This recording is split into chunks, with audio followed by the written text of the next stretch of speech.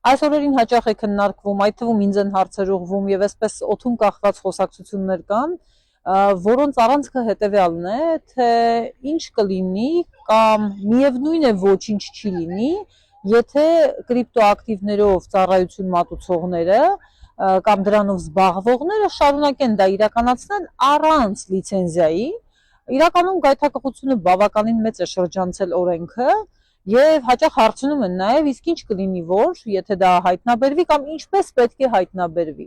Իրականում ասեմ օբյեկտիվորեն, եթե կանխիկով իրականացվող հիմնականում լինեն գործառույթներ, բավականին բարդ է լինելու հայտնաբերել, բայց ինչպես ասում են, այստեղ հարցը մասշտաբի մեջ է, որովհետեւ մեծ գումարների դեպքում ոչինչ աննկատ չի մնում եւ դա կարող է հանգեցնել շատ, այսպես ասենք, ծանր հետևանքների իրավական տեսանկյունից, սա եթե միայն կանխիկի մասով, իսկ եթե շարունակվեն գործունեություն իրականացնել նաև անկանխիկ գործառնությունների դաշտում առանց լիցենզավորման, այստեղ կարող է լինել IP հասցեների արգելափակումից մինչև քրեական բազմաթիվ հոդվածներ,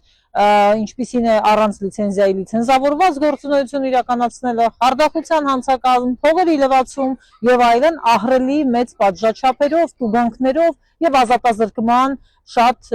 մեծ ուրեմն պատժաչափերով։ Այնպես որ այս հարցի վերաբերյալ ուզում եմ հստակ ուրեմն պատկերացում ձևավորել, որ բնականաբար սև շուկան ոչ մեկ որևէ տեղ չի վերացրել եւ դա չի վերանալու, բայց խնդիրը վերաբերում է մասշտաբին, հետագա զարգացմանը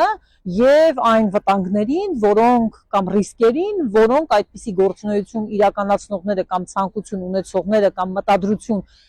հայտնողները պետք է իրենց աչքի առաջ ունենան։ Եղեք տեղեկացված, եթե հարցեր ունեք, ես պատրաստ եմ դրանց պատասխանել։